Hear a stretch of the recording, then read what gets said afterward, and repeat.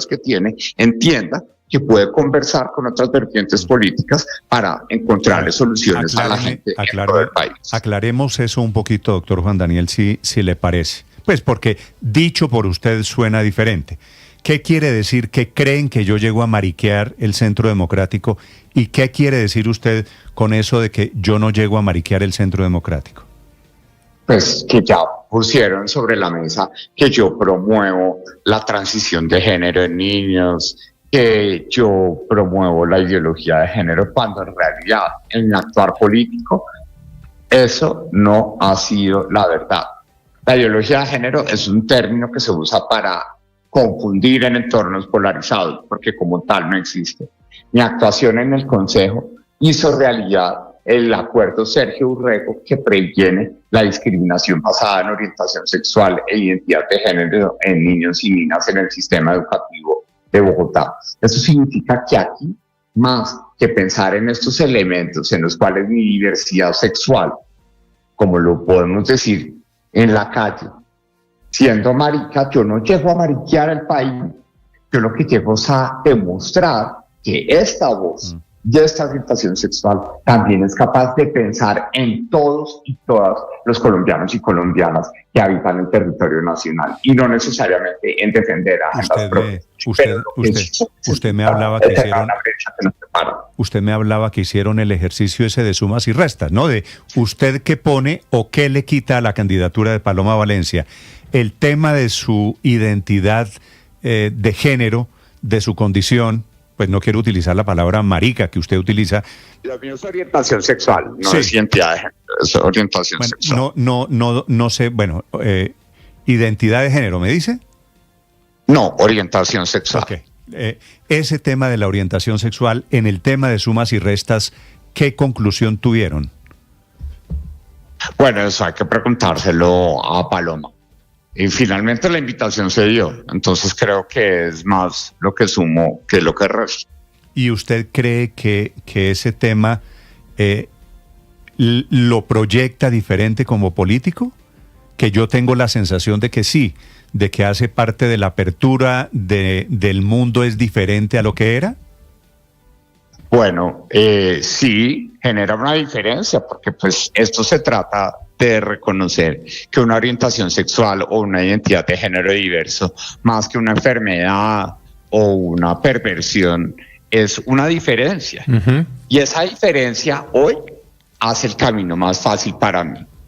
Hoy solamente 3 de 4 personas mayores de edad estarían dispuestas a votar por mí a pesar de mi orientación sexual. Hoy 1 de 4 personas en Colombia que votan dice por Oviedo jamás, simplemente porque es marica. No me importan sus ideas, no me importa la propuesta que tengan, no me importa dónde esté o cómo se vista. Simplemente por ser marica no voy a votar por él. Eso hace la carrera más difícil, pero también la hace más empática y solidaria. Miremos nomás lo que sucedió con el candidato Abelardo de la Espriella a unas semanas antes de la consulta del 8 de marzo.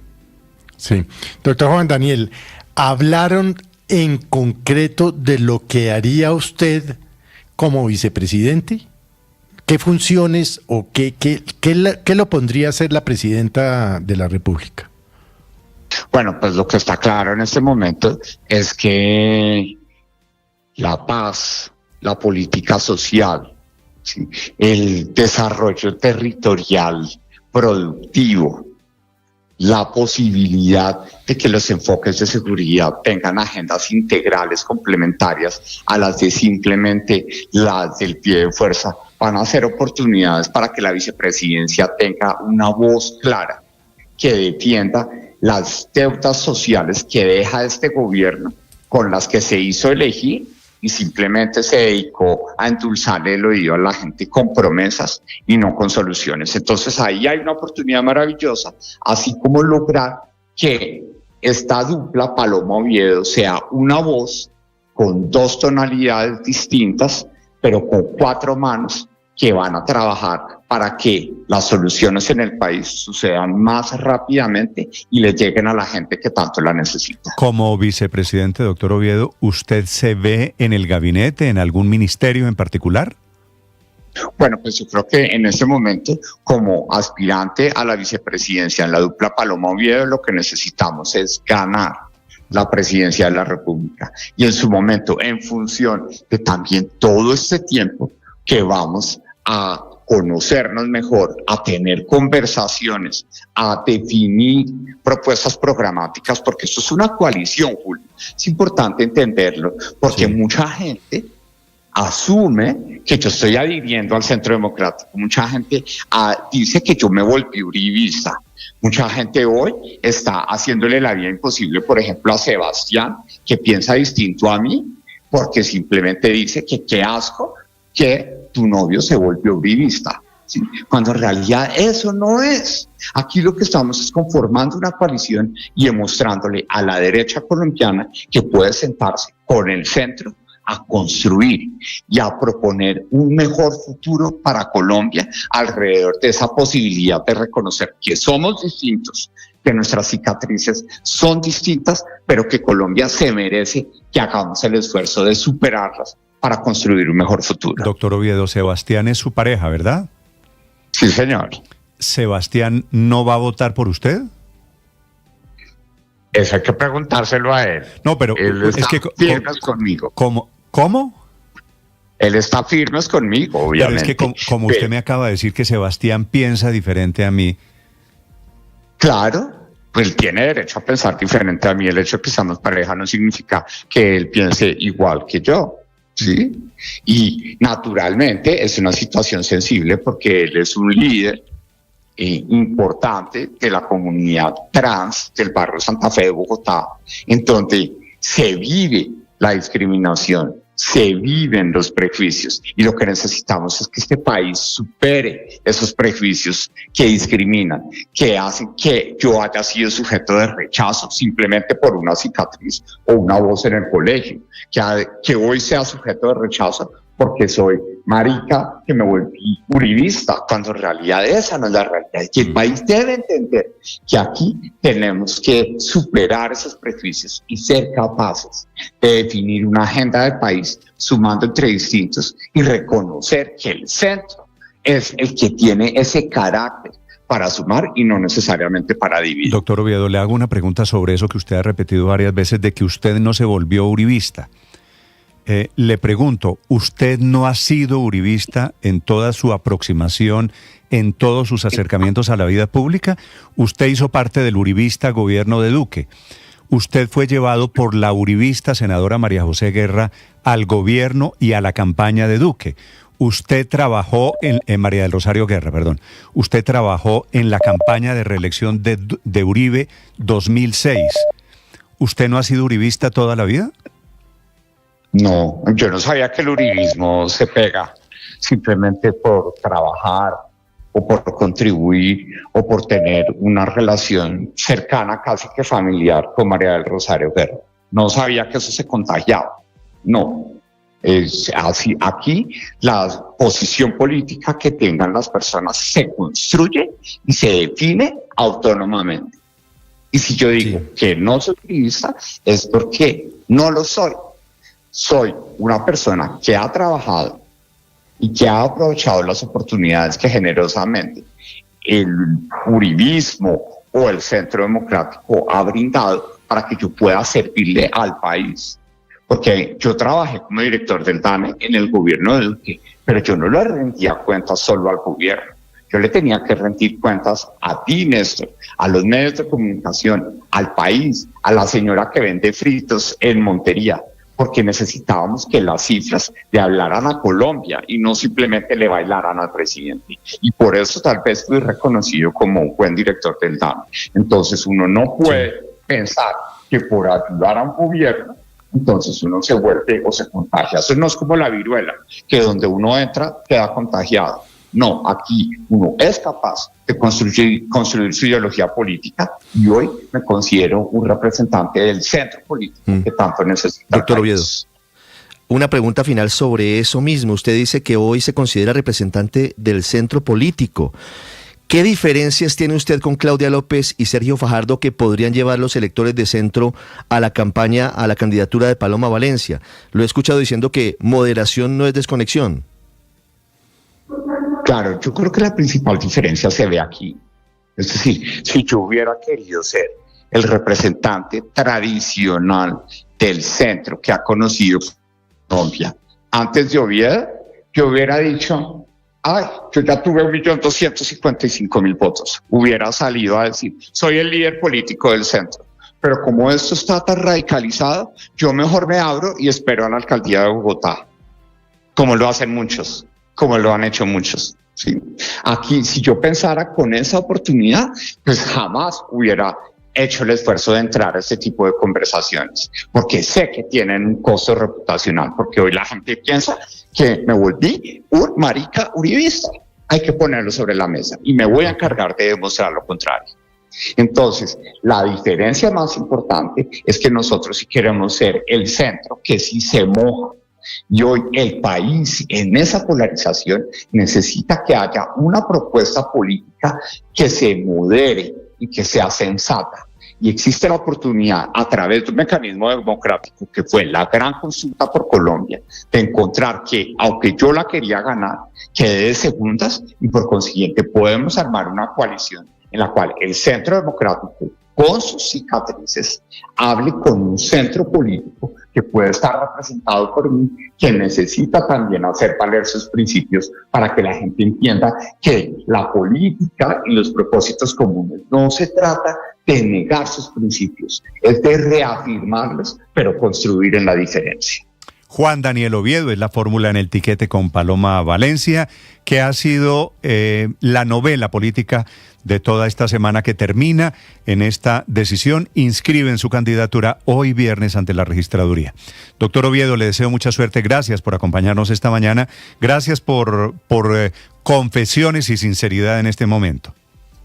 Muchas gracias, Néstor. Un saludo muy especial a todo el equipo de Blue y a los oyentes que nos escuchan en la mañana de hoy. Gracias, y aquí seguimos con toda por Colombia. Gracias, señor. Muy amable. El énfasis es Felipe Juan Daniel Oviedo. Es economista, pero como usted se acaba de escuchar, acaba de darse cuenta, es un político diferente, ¿no? Sí, con unos énfasis diferentes.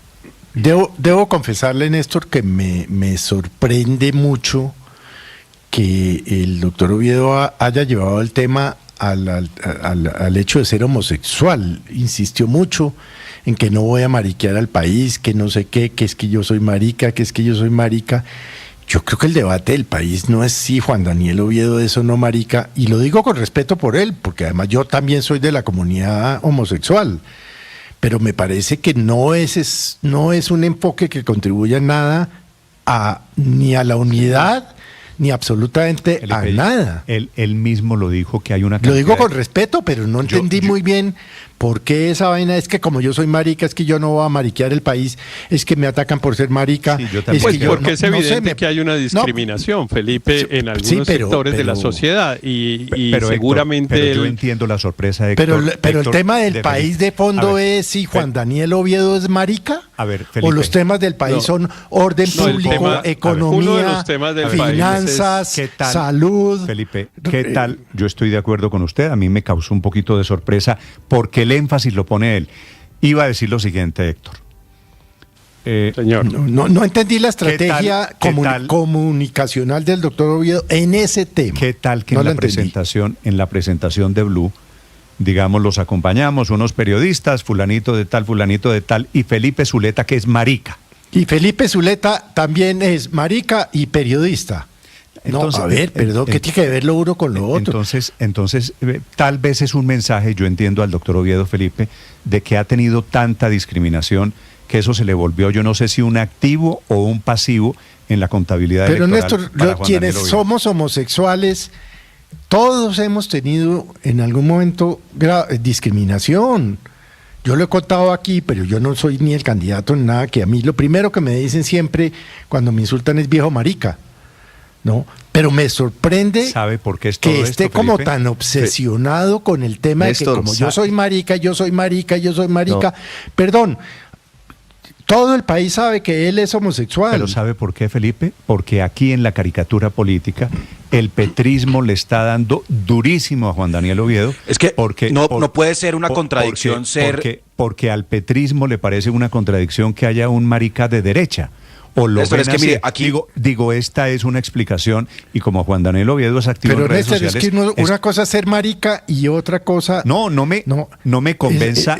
No me convenza a mí, es que esto es un tema de lo que le dicen en la calle. Como si los homosexuales pensáramos con el culo, entonces Felipe, eso nos vuelve de pero derecho es que yo de creo, izquierda. Los escucho de a uno. Héctor, ya voy, Luis Ernesto, perdone. Digo, yo creo que la estrategia, por lo que veo, me parece, es resaltar las diferencias y convertir de eso un activo. La diferencia, y unas diferencias mejor dicho, como se dice coloquialmente, Néstor, a la yugular, que el proceso de paz fue la primera bandera que levantó Juan Daniel Oviedo, que el papel de Álvaro Uribe en la campaña presidencial, que la orientación sexual del candidato. Bueno, evidentemente son tres temas que, digamos, para una persona muy profundamente, digámoslo, conservadora y seguramente, digamos, base muy radical del centro democrático, pues las tres cosas le resultan chocantes. ¿Cómo así que vamos a tratar de poner al presidente Uribe a un lado? ¿Cómo así que ahora nos va a parecer bien la JEP? ¿Y cómo así que vamos a tener, perdónme la expresión, no me gusta porque suele ser discriminatoria, a un marica de candidato? No, a mí tampoco me gusta, pero aclaro entonces para los oyentes. Claro, la dijo Juan Daniel.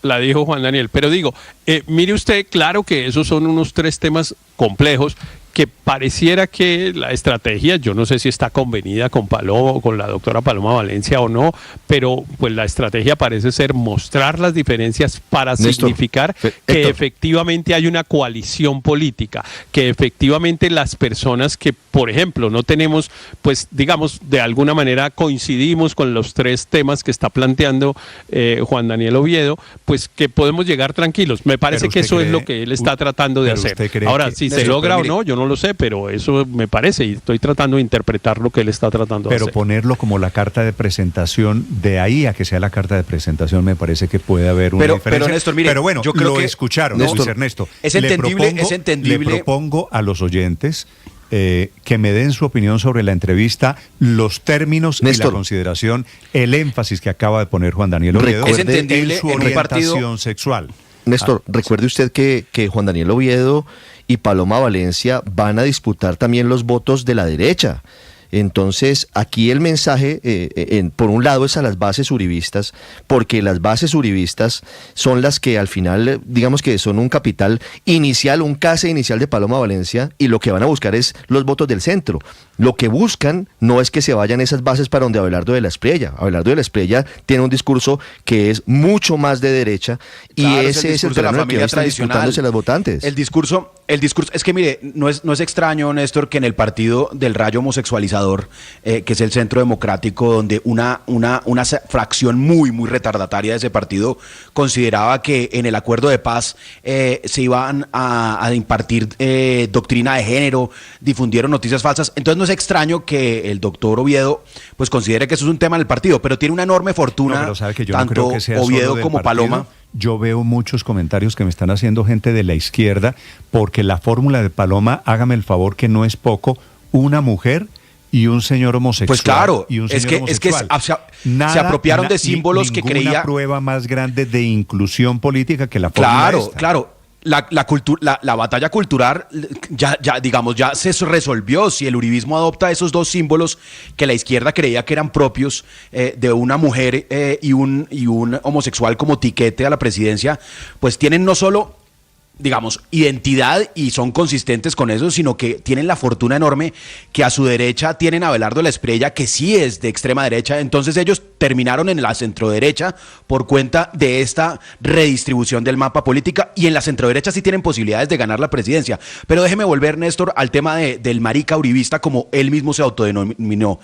Yo creo que Juan Daniel Oviedo, justamente por asumir que no hay ninguna contradicción en ser homosexual y en ser uribista, o en haber participado en un gobierno de Uribe, o en hacer fórmula con la candidata del uribismo, está haciendo lo que no fue capaz de hacer nadie en el centro con su superioridad moral, que es decir, no, Uribe es malo, Petro es malo, los extremos son un problema para el país. Los extremos no son un problema sino para un 10-15% de la población, y con ese 15% se van a quedar esos candidatos. Él dijo que uno en cambio, las figuras de centro, él dijo que uno de las cada figuras cuatro, de centro, ¿no? Néstor, y con esto concluyo. Que uno de cada cuatro, que es una cifra altísima, que ni siquiera lo consideran, es lo que él acaba de decir. Y por eso él dice, esto es un centro que se moja, Néstor. Ni siquiera lo consideran por su orientación sexual.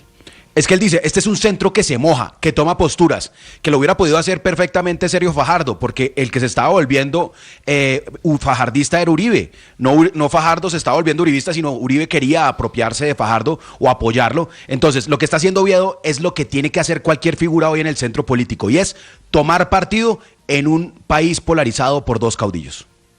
Néstor, está usando la condición sexual, que es el tema más vistoso, para proyectar que sí es una coalición política, porque esta campaña no es para competir con De la Espriella, eso lo hace Uribe y eso lo resuelve Uribe más adelante, si es de caso quita De la Espriella si es necesario. Esta campaña es para competir con Fajardo, van es detrás de los votos del centro y busca combatir que personas como yo hemos expresado en el pasado que en el uribismo solo manda Uribe y cualquier estrategia pragmática electoral de Uribe después termina en uribismo puro, y ese es el riesgo que está asumiendo Oviedo, y todo esto se hizo para tratar de, con figuras como Oviedo, que fue el que demostró que tenía capacidad de pelear los votos de centro, tener una fórmula pragmática, una especie de candidatura Fico, porque ya tiene la candidatura Rodolfo, y Uribe va a ver con cuál de las dos gana, pero por ahora tiene que consolidar una que vaya a morderle al centro, porque el enemigo para poder ganar en segunda realmente es Fajardo, y ellos no se creen como muchos que Fajardo está muerto. Ellos saben que la nueva etapa de la campaña es una etapa más mesurada, donde la gente ya, la mayoría se fueron a los extremos, pero viene un momento más pragmático de buscar cómo ganar con pragmatismo. Suponiendo que fuese todo eso, eso es lo que logra el nombre de Juan Daniel Oviedo. La cuenta es Blue Radio Co, mi cuenta Néstor Morales es, si usted quiere opinar, los leo en redes sociales para quienes están ahora en el canal de YouTube, sobre el efecto Juan Daniel Oviedo, sobre las declaraciones, sobre prioridades y énfasis que hace esta mañana Juan Daniel Oviedo. El Centro Democrático está anunciando que le da el aval a Paloma Valencia para la inscripción de esta mañana. Señor Aurelio. Néstor, yo no le daría tantos rodeos al asunto en términos de buscar si es que él dice eso porque está pensando que de pronto no.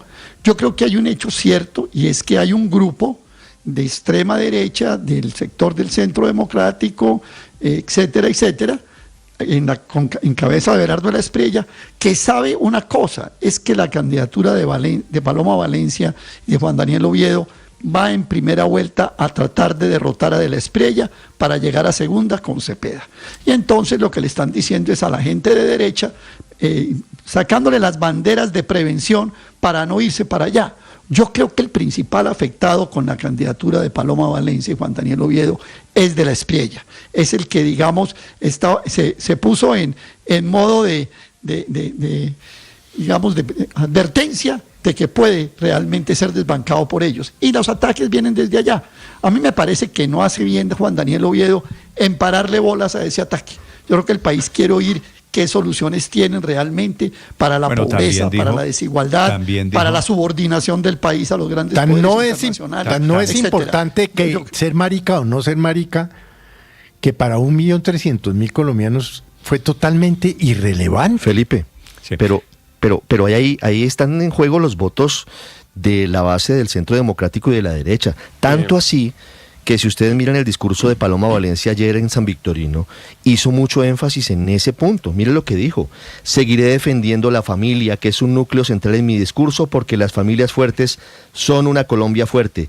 Nosotros creemos en la libertad de la familia, en inculcar los valores de sus hijos, en defender su educación, y el Estado no tiene por qué adoctrinarlos ni ideológica ni políticamente. ¿Quién dijo? Hay una preocupación evidentemente en el partido sobre esto, en el Centro Democrático. ¿Y usted cree que es contradictorio la figura de Oviedo con el tema de familia? Es que... No, pero es que, mire, erróneamente puede que haya un sector del electorado que lo crea.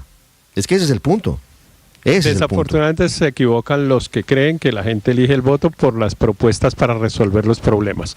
No, la gente no elige el voto por eso. La gente la elige por puras emociones, por reacciones, por empatías o antipatías, por si me parece que una persona homosexual, pues bueno, puede ejercer sus derechos de manera que los demás, igual que los demás, o no, y si es muy de derecha, y en fin, hay una serie de cosas que son realmente las que terminan siendo absolutamente determinantes para el voto. En eso se equivocan, eso que cuento de que cómo es que se mejora la desigualdad y no sé qué, nadie hace un cuadro de Excel para ver cuál es la mejor propuesta para combatir la desigualdad. Y o sea, perdemos el tiempo preguntando sobre argumentos, sobre ideas, sí, señor, sobre programas de gobierno. Perdemos el tiempo. Y la gente vota por Oviedo porque le cae bien y por Paloma porque le cae bien. Porque le cae bien y por Paloma porque aceptó a Oviedo y así. ¿Y la gente vota contra Petro porque Petro les cae gordo? Porque les cae gordo. ¿No será que está en juego la estabilidad del país? ¿No será que hay gente que piensa? No, Néstor. ¿Cómo que no, Héctor? No, es pura emoción, claro, les cae gordo, entre otras cosas, porque dice unas cosas que no les gustan y tal, pero también les cae gordo porque dicen que es que pues tiene alguna adicción, porque tal cual cosa, en fin. Esos son los elementos determinantes para escoger un voto, Néstor. La emoción. Bueno. No se les olvide. El Excel no sirve para hacer una estrategia de campaña política. Sí, pero a la emoción Néstor, mire, se llega también con argumentos, con el tema de cuál es el modelo de país que queremos. Néstor, voy a decir algo. O la sombra. Es decir, usted lleva 4 años diciendo que Petro no volvió a Colombia como Venezuela. Pues claro que hay temas ideológicos que cuentan. Néstor, pero es que eso claro que cuenta, las emociones, y lo que más cuenta es la personalidad. Del país. Si no, permíteme, Héctor, lo que más cuenta es la personalidad. Si no, Germán Vargas llega. No, claro, porque, por ejemplo, si usted acepta tener una fórmula vicepresidencial de la comunidad LGTBI, pues quiere decir que usted es tolerante con la diferencia, Héctor, que usted no discrimina por razones de identidad de género o de orientación sexual. Quiere decir eso. Claro que ese tipo de cosas, Héctor, muestran el modelo de país que usted tiene, claro. Esa emoción la generan los candidatos por lo que representan y por lo que dicen, digamos, no es una emoción simplemente por el hecho del personaje, sino por lo que dicen, por lo que representan. Usted lleva diciéndome, es que no entiendo a Héctor, usted lleva diciéndome que no le gusta de la Espriella porque le parece que Abelardo es de derecha extrema, que por razones ideológicas, y ahora me dice que la ideología no cuenta para nada, Néstor, como si la ideología no generara la misma reacción de Iván Cepeda, que es un candidato de izquierda o de extrema izquierda. Néstor, me da pena. No, Néstor, pero es que tal vez me expresé mal, quizá porque obviamente la ideología también genera emociones, claro, por supuesto. A mí no me gusta de la Espriella por su personalidad, pero es que entre otras cosas su personalidad se expresa en que dice que disfrutaba matando gatos, Néstor, en que claramente el tema de la orientación sexual no lo administra suficientemente bien, en que tiene un tema de discriminación con la oposición. Claro, esas son las emociones que a mí me genera Abelardo de la Espriella, claro. Le traslado una inquietud a los oyentes. Señor Ricardo. No, que si usted se fija, es un poco lo que pasó en el plebiscito por la paz. Hoy, si nos devolvemos 10 años y lo traemos a lo que está pasando hoy. Sí, claro, pero sobre un tema. Usted recuerde las cartillas famosas de la ideología de género y todo esto. Si hoy hay una persona opositora, digamos, quiere un cambio político en el país y tiene 2 opciones, tiene a Abelardo de la Espriella y tiene a Paloma Valencia sobre la mesa.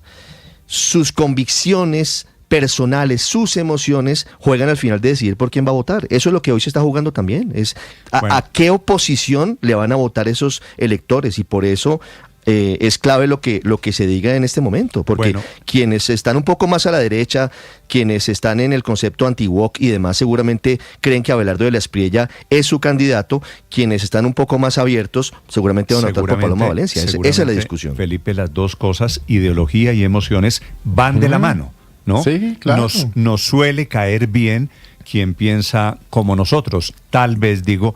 Y el país va a votar polarizado y emberracado, Néstor. Punto. Sí. Lo de emberracado fue como, recuerda usted, se votó el referendo hace Claro, el país va a votar polarizado y emberracado, y por eso difiero de Álvaro Forero en el sentido de que es que Fajardo y Claudia López se desvirtuaron en estas elecciones ya. Hoy es día de cierre de inscripciones de Claudia López, les recuerdo, va esta mañana a la registraduría a inscribirse ella con Leonardo como su fórmula a la vicepresidencia. Son las 7 de la mañana, 30 minutos en Blue Radio.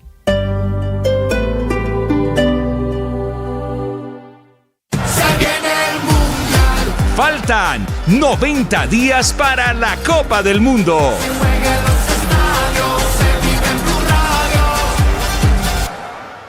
Gracias por estar allí.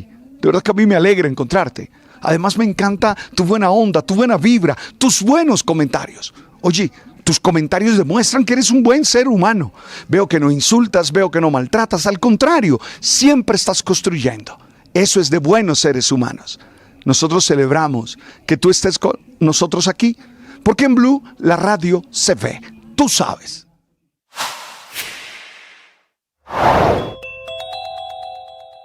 Esta mañana hay alerta máxima en Estados Unidos porque ayer se presentaron los primeros ataques que tienen cosas en común, ambos objetivos semitas, un ataque contra una sinagoga en Michigan y el otro atribuido como violencia antisemita, un acto terrorista en la Universidad de Virginia en Estados Unidos. El atacante fue abatido por los mismos estudiantes. Desde Washington, Juan Camilo Merlano.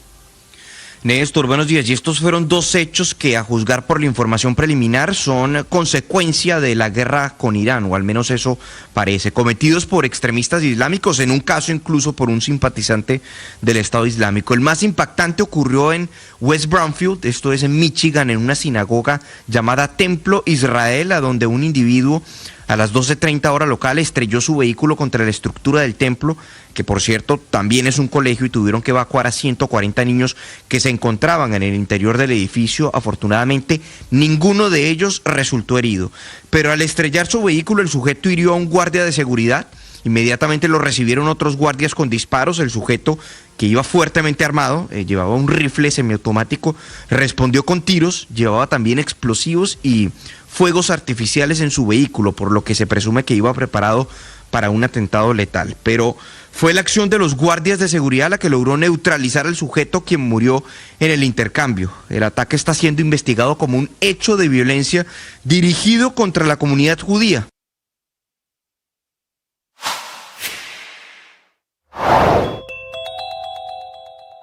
Amanecen en los calabozos del búnker de la Fiscalía el electo senador Wadid Mansur y la electa representante a la Cámara Karen Manrique, luego de que la Corte Suprema de Justicia hubiera ordenado su captura tras llamarlos a juicio en compañía de otros 4 congresistas y excongresistas por una de las aristas del escándalo de corrupción en la Unidad Nacional de Gestión de Riesgo, que esta mañana amanece por cuenta de los decretos del gobierno con 7 billones de pesos más para atender la emergencia por las lluvias en el departamento de Córdoba. Y es que el argumento de la Corte Suprema, de la Sala de Instrucción, solamente para ordenar la captura de Mansur y de Manrique y no de los otros acusados por cohecho impropio, es que su influencia como congresistas electos es muy peligrosa y puede torcer el proceso, teniendo en cuenta la cantidad de votos regionales que alcanzaron tanto Mansur en Córdoba, 80.000 votos, y... El padre Alberto Linero es periodista y también está en Mañanas Blue. 7 de la mañana, 33 minutos. Hace una semana conversé con el doctor Santiago Rojas sobre el sueño. Tuvimos un podcast analizando y entendiendo cómo es el tema del sueño. Él, con sus grandes conocimientos científicos, me mostraba que cuidar el sueño es fundamental en el bienestar integral del ser humano. Hoy es el Día Mundial del Sueño.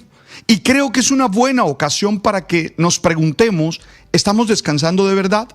¿Cómo estamos durmiendo? Nosotros vivimos corriendo, corremos detrás de metas, de pendientes, de pantallas, de preocupaciones, y muchas veces llevamos esa carrera hasta la cama. El cuerpo se acuesta, pero definitivamente la mente sigue un maratón.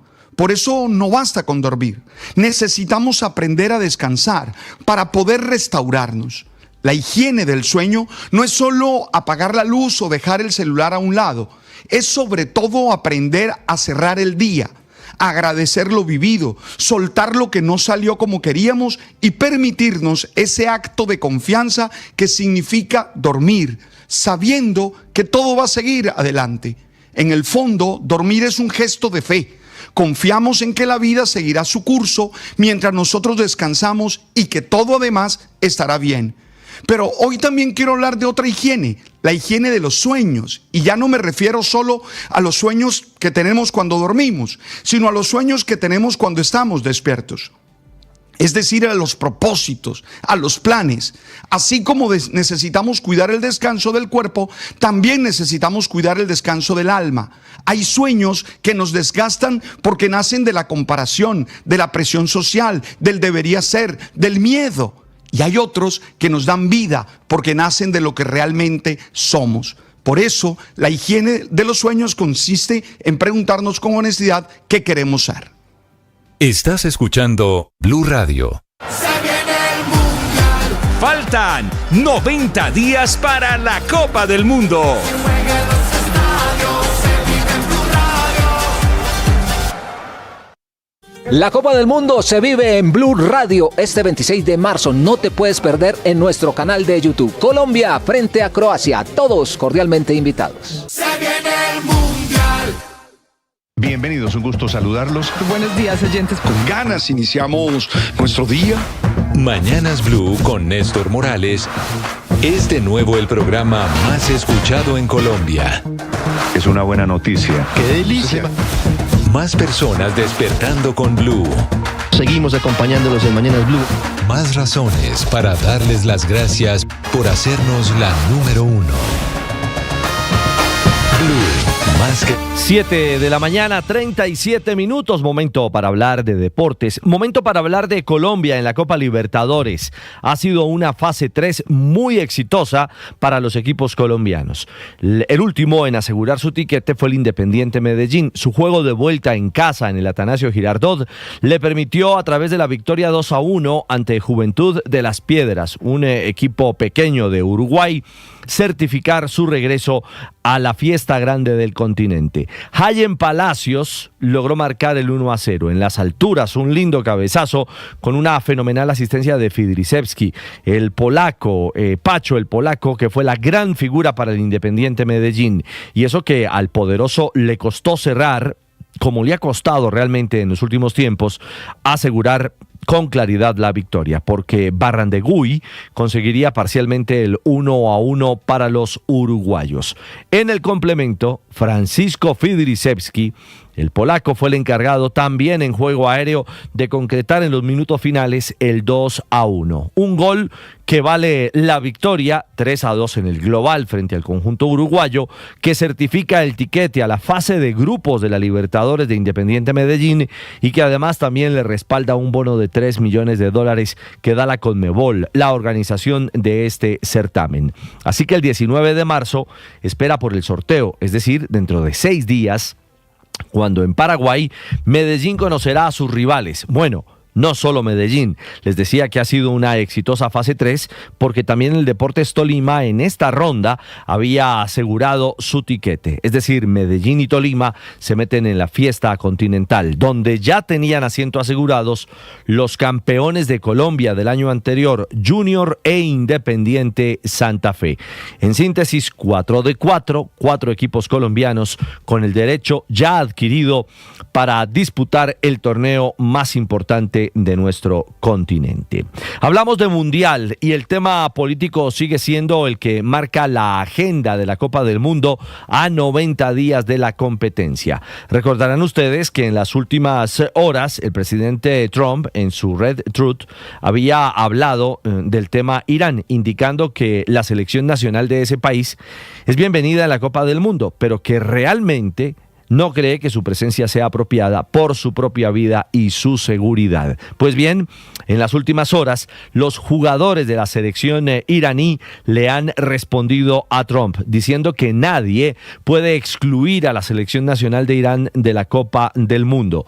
Incluso agrega en su comunicado el grupo de jugadores que el Mundial es un acontecimiento histórico e internacional y su órgano rector es la FIFA, no un individuo ni un país. Y y que la selección nacional de Irán, con fuerza y una serie de victorias decisivas, ha estado entre los primeros equipos en clasificarse para este gran evento. Lo veremos, es la posición de los jugadores. Aún el gobierno iraní no oficializa si avala o no. Bueno, de momento ha dicho que no participa en la Copa del Mundo y Estados Unidos está ahí a la espera. Al igual que la FIFA, recordemos que Irán debe enfrentar en primera fase del Mundial a Nueva Zelanda y Bélgica en Los Ángeles y luego a Egipto en Seattle. Incluso la selección iraní ya había anunciado que Tucson, en Arizona, sería su campo base para competir en el Mundial. Veremos cómo termina esta película. Y de Copa del Mundo, colombianos en el radar. Juanfer Quintero volvió a tener minutos en el debut de Coudet como nuevo técnico de River Plate en la Liga Argentina. Ingresó al minuto 68, tuvo una opción de ejecutar una pena máxima, la erró al minuto 70. Al final River ganó 2-1 frente a Huracán. Juanfer fue a la cancha, Kevin Castaño, otro seleccionable por Colombia, no estuvo en el terreno de juego. Y en Brasil, por el Brasileirao, duelo también con cuota colombiana. El Vasco da Gama ganó 2-1 frente al Palmeiras. Carlos Andrés Gómez. Ojo con ese nombre para la convocatoria la próxima semana, pensando en Croacia y en Francia. Anda en un gran nivel el extremo hoy del Vasco da Gama y fue titular en la victoria de su equipo. Y John Arias, que también fue titular con Palmeiras, está tomando ritmo, recuperando minutos. Es decir, se encontraron dos extremos clave de Colombia en cancha. Veremos el tema de su convocatoria. Más adelante hablaremos del Masters de Indian Wells, donde Alcaraz avanza, y también del The Players, donde Nico Echavarría, el golfista colombiano, aspira hoy a recuperar terreno para meterse en las rondas finales. 7:41, los deportes a esta hora en Mañanas Blue. Estás escuchando Blue Radio. Faltan 90 días para la Copa del Mundo.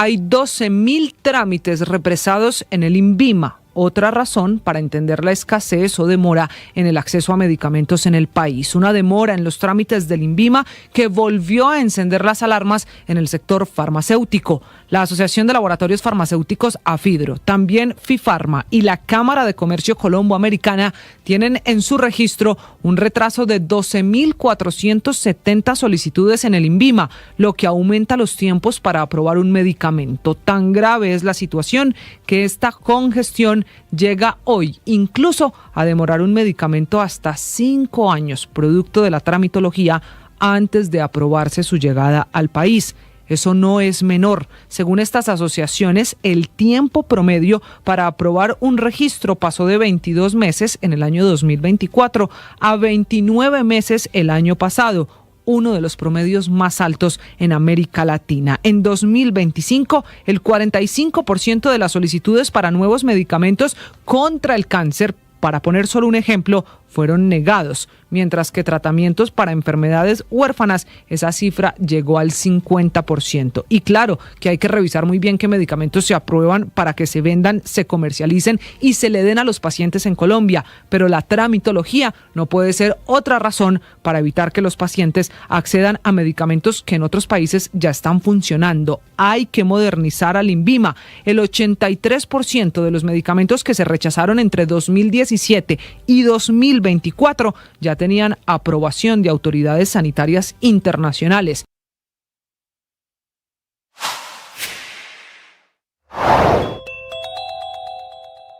Madrugada de decretos con nuevos impuestos de la emergencia económica, 7 decretos para doblar el recaudo inicial de 8 billones de pesos, que según el gobierno se quedó corto para atender los desastres de la ola invernal, metiendo en cintura, como ya dijimos, a las empresas extranjeras que entran a pagar impuesto a la riqueza sobre patrimonios líquidos superiores a los 10.400 millones de pesos, como también mete en cintura las apuestas por Internet con un impuesto del 16% y crea una tasa del 19% para quienes saquen.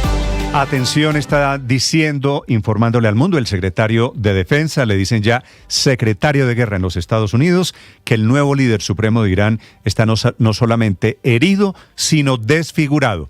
La explicación de por qué no apareció en el mensaje de ayer jueves. En Washington, Juan Camilo Merlano. Néstor lo acaba de decir en una conferencia de prensa que se terminó hace tan solo 2 minutos junto al jefe del Estado Mayor Conjunto, Dan Kane, donde hicieron un balance de los resultados durante estos 13 días, 13 días de guerra. Dicen que han acabado con 15.000 blancos y dice, a propósito de lo que fue ese mensaje de Mujtaba Khamenei, que recordemos fue leído por presentadores de la televisión estatal, pero no se le vio el rostro ni con la voz de Khamenei, la explicación del secretario Hegseth es porque está herido. Escuchemos lo que decía el secretario de Defensa o de Guerra. Iran's leadership is in no better shape. Desperate and hiding, they've gone underground, cowering. That's what rats do. We know the new so-called not-so-supreme leader is wounded and likely disfigured. He put out a statement yesterday, a weak one, actually, but there was no voice and there was no video. It was a written statement. He called for unity. Apparently killing tens of thousands of protesters is his kind of unity. El liderazgo de Irán no está en mejor forma, están desesperados, corriendo, escondiéndose, así como las ratas lo hacen. En cuanto al no tan supremo o llamado supremo líder de Irán, está herido, probablemente desfigurado, no había ni imagen en ese comunicado que leyeron hace unos días, fue totalmente leído, es lo que decía el secretario de Guerra. Cabe destacar que, por ejemplo, también se pronunció el jefe del Estado Mayor Conjunto, Dan Kane, quien se refirió concretamente al incidente del tanquero estadounidense que se vino a pique en el occidente de Irak y que 4 soldados estadounidenses de 6 tripulantes resultaron fallecidos en ese incidente y que unas milicias iraquíes han reclamado que atacaron ese tanquero. Pues lo que dice el jefe del Estado Mayor Conjunto es que eso no es cierto, que este fue un incidente que ocurrió en territorio amigo en el occidente de Irak mientras el equipo estaba en una misión de combate, que no fue el resultado de fuego hostil ni de fuego amigo. También añaden que en esos 15.000 blancos con los que han acabado han destruido totalmente la capacidad de Irán de seguir construyendo o de seguir fabricando misiles balísticos. Dice que hace 2 días el sistema balístico o la producción entera de misiles balísticos por parte de Irán, su capacidad quedó totalmente destruida por cuenta de la acción de los Estados Unidos en conjunto con Israel. Néstor. Juan Camilo, gracias. 7:47 a.m. A propósito de esta guerra en Irán, la OTAN está interceptando esta mañana un misil iraní que estaba volando sobre Turquía, aparentemente también blanco de los ataques. Los países del Golfo dicen que en estas 2 semanas Irán ha lanzado 2.000 drones en su contra. Silvia Carrasco. Sí, Néstor, esos son los balances que se están haciendo de estos 15 días de guerra, pero hoy una de las cosas importantes ha sido esa capacidad de la NATO, de la OTAN, que está logrando poder detener esos misiles que vuelan hacia Turquía, porque allí hay tropas norteamericanas instaladas en Turquía y ha sido el propio gobierno turco el que lo ha informado esta mañana. Pero hay 2 cosas importantes que mencionar de lo que está ocurriendo hoy allí en Medio Oriente. Primero, hemos contado temprano que hay un importante ataque aéreo por parte de Israel sobre Irán. ¿Y qué está pasando en Irán? En Irán había habido una enorme concentración de desafío al poder israelí. ¿Qué están haciendo los iraníes? Hoy celebraban esa ceremonia, esa marcha en favor del pueblo palestino. Miles de personas han salido a la calle con banderas palestinas, pero lo más impresionante es que mientras bombardeaban Teherán, en esa marcha, encabezando la marcha, estaban altas personalidades iraníes. O sea, no se están escondiendo, sino que están marchando en las calles. Estaba allí el presidente Masoud Pezeshkian y también estaba el líder, el jefe de la organización atómica de energía atómica de Irán, Ali Larijani. Ellos estaban presentes en esa marcha desafiando al poder israelí. Y en Israel se vive otro conflicto interno, Néstor, que también llama la atención. Primero, han reconocido en estas 2 semanas por primera vez que hay más de 2.900 personas hospitalizadas producto de los ataques iraníes sobre Israel. Pero también hay una batalla política dentro de Israel, porque aprovechando esta guerra, lo que ha hecho el primer ministro Benjamín Netanyahu es presentar al presidente Isaac Herzog una petición de indulto de todos los juicios de corrupción que se están juzgando en su contra. Hay un tremendo debate dentro de Israel porque cómo se le puede pedir un indulto cuando todavía no ha sido sentenciado. Bueno, y en esa pelea entró el presidente Donald Trump acusando al presidente Isaac Herzog de ser débil y patético por no dictar inmediatamente el indulto a favor de Benjamín Netanyahu. Lo que ha dicho el presidente de Israel, Isaac Herzog, es que él tiene que estudiar si hay posibilidades o no de conceder ese indulto. Eso se está viviendo en la trastienda ayer de Israel. Aquí hemos visto a Benjamín Netanyahu aparecer recién ahora para hablar sobre la guerra. Ha sido en una comunicación frente en las redes sociales, un discurso en el cual dijo, amenazó con que iba a destruir al nuevo ayatolá que ha sido elegido allí en Irán. Escuchemos cuáles eran sus palabras. Lo que está diciendo en ese segmento es: eliminamos al viejo tirano y al nuevo tirano, a Mojtaba, títere de la Guardia Revolucionaria que no puede mostrar su rostro en público, lo vamos a destruir. Estamos destruyendo sus infraestructuras nucleares, el conjunto de misiles y lanzadores, sus cuarteles generales de la represión, los centros de poder del régimen y muchos otros objetivos. Decía en ese momento Benjamín Netanyahu, que estaba celebrando los éxitos que ha conseguido durante esta guerra, pero con este trasfondo de lucha política que se está viviendo allí en Israel, Néstor. Silvia, sobre este tema de la guerra allí en el Golfo Pérsico, está pronunciándose esta mañana el Papa León XIV, que es norteamericano, está hablándole al mundo cristiano, que tiene responsabilidad también en esta guerra. Enrique Rodríguez. Es uno de esos mensajes el que acaba de pronunciar el Papa León XIV, que no tienen un destinatario concreto, pero que seguramente interpela a mucha gente, o a mucha gente que tiene que ver con esta guerra. Acaba de dirigirse, como decías, a los cristianos que tengan responsabilidades en las guerras, en los conflictos armados, por si tienen el valor de hacer un serio examen de conciencia y de confesarse.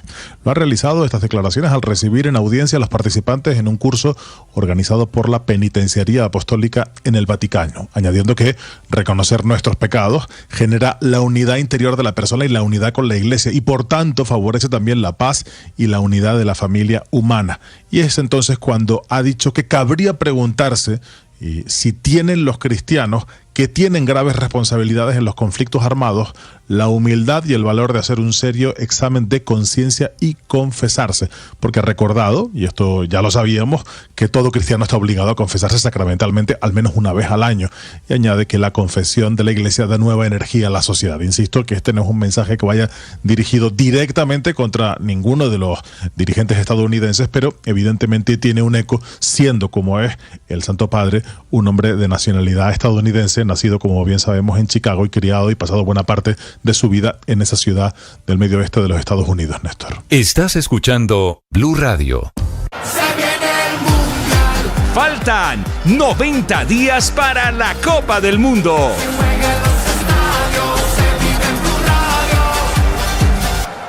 La experiencia espiritual nos hace ser libres, nos permite soltar amarras. No nacimos para estar atados, para tener apegos inseguros, para tener apegos enfermizos. La experiencia de Dios, la experiencia de trascendencia, nos ayuda a saber qué tenemos que soltar. Y lo hacemos con la confianza puesta en Él, con la libertad de su espíritu. Te invito a que hagas el oracional El Man está vivo.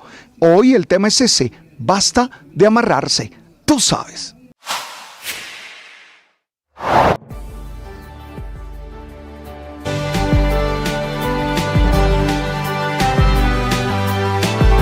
Siete de la mañana, 53 minutos. Los decretos de emergencia económica crean una nueva manera de aproximarse al presupuesto de Colombia para el gobierno de 8 billones de pesos, de los cuales, Víctor, van 6.3 billones de pesos para la unidad de gestión de riesgo, para atender casos, desastres causados por la emergencia del invierno del pasado mes de febrero.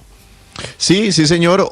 De los 8,6 billones de pesos, como usted lo dice, Néstor, buena parte de ese presupuesto va para la unidad de gestión de riesgos, que a su vez tiene una distribución interna sobre esos 6,3, 6,4 billones de pesos. Al agro, dentro de la UNGRD, se le asignan 1,7 billones de pesos, al sector vivienda 1,32 billones, al sector educación se le asignan más de 1 billón de pesos, a la presidencia de la República 1,17 billones, transporte 626 mil millones de pesos, ambiente 187 mil millones de pesos, minas y energía, Néstor, 110 mil millones de pesos. Esa es la composición de esos 6,3 billones de pesos que estarán a cargo de la unidad de gestión del riesgo, Néstor.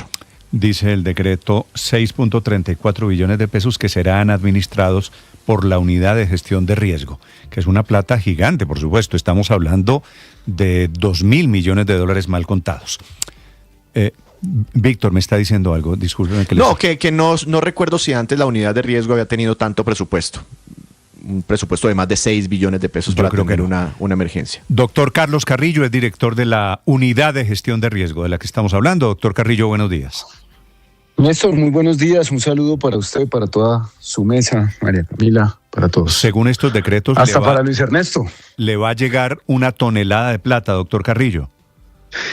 Bueno, a ver, Néstor, lo primero es aclarar algo, y es que ese dinero no es para la UNGRD.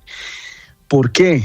Porque la UNGRD es una entidad relativamente pequeña que coordina el Sistema Nacional de Gestión del Riesgo y es ordenadora del gasto del Fondo Nacional de Gestión del Riesgo de Desastres.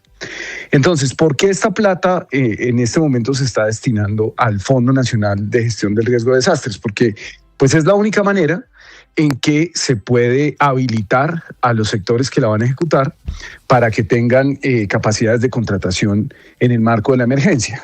Es decir, para ponerlo coloquialmente, que tengan superpoderes. Entonces, el artículo 66 de la ley 1523 es bastante claro. Y pues cuando esos recursos entran al Fondo Nacional de Gestión del Riesgo y de ahí se dispersan, los sectores podrán ejecutarlos en clave de emergencia. Doctor Carrillo, perdóneme, pero los decretos no hablan del fondo, dicen unidad de gestión de riesgo. ¿Por qué me hace la aclaración usted del fondo si son dos entidades jurídicas diferentes? Pues bueno, porque es así. O sea, la UNGRD no, o sea, por ejemplo, le doy un ejemplo claro. Es tan pequeño el presupuesto que tiene la UNGRD como institución que nosotros ni siquiera contratamos, no sé, un diseñador gráfico que haga las presentaciones. No se le paga con recursos de la UNGRD, se le paga con recursos del Fondo Nacional de Gestión del Riesgo de Desastres, lo cual pues genera en la entidad pues una serie de reprocesos y de complicaciones y demás, porque los contratos se firman es con la fiduciaria, la previsora. Esto por ese régimen particularísimo de contratación que tiene la UNGRD. Sí, doctor Carrillo, estamos viendo los decretos y como lo hemos dicho, 6,34 billones de pesos serían manejados para gestión de riesgo. Y dice el decreto básicamente que la coordinación estará a cargo de la unidad, de la UNGRD. Y dice que van a estar destinados a la recuperación temprana, rehabilitación y atención de la emergencia. ¿Cómo se van a irrigar esos recursos desde el Fondo de Prevención de Desastres, de Emergencias? Bueno, yo quiero aprovechar para subrayar algunos de esos términos que usted acaba de enunciar, porque no es una discusión menor. Nosotros hemos propuesto y pues incluso hablamos de la posibilidad de emitir un decreto con fuerza de ley. Finalmente eso no se hizo, digamos que pues lo discutimos con los demás miembros del gobierno y con los ministros y demás, y finalmente ese decreto para introducir en la ley 1523 el concepto de recuperación temprana pues no salió. Pero eso es importante aclararlo. Cuando hablamos, no es lo mismo la rehabilitación que la recuperación temprana. Y nosotros aquí en el manejo de esta emergencia, pues no queremos generar ningún tipo de discordia o de debate o de controversia. Y por eso pues hemos decidido adoptar, pues digamos que los mecanismos estandarizados internacionalmente por las Naciones Unidas, como es el de recuperación temprana. En el manejo de las emergencias en el pasado, por ejemplo, en el caso de Mocoa o en el caso pues del COVID, en fin, bueno, de las emergencias graves que ha habido en los últimos años en Iota, donde esto es evidente, no se implementó un plan de recuperación temprana. Cuando usted habla de rehabilitar, pues es simplemente volver al estado de las cosas como estaba antes. Y eso implica en zonas pues como La Mojana o como muchos municipios de Córdoba, donde existe una enorme pobreza y un estado de las cosas que puede ser incluso inconstitucional, como sucede en La Guajira. Entonces, no tiene sentido que se haga una inversión enorme de dinero para volver a lo mismo. Este concepto de recuperación temprana es fundamental para poder sembrar las bases sobre las cuales se va a construir una recuperación integral a largo plazo, donde el estado de las cosas sea mejor al que tenía la gente antes de que ocurriera el desastre. Entonces, eso es importante. ¿Por qué? Porque nosotros no queremos que aquí pase lo mismo que pasó, por ejemplo, en Mocoa, en donde pues terminaron personas durante años viviendo en cambuches por X o Y razón. Nosotros tenemos que ser capaces de entregar unas soluciones temporales suficientemente dignas para que esto no derive en problemas de orden público, esto no derive en problemas sociales mayores, en problemas de salubridad mayores, en fin. Entonces creo que eso es muy importante aclararlo. Nosotros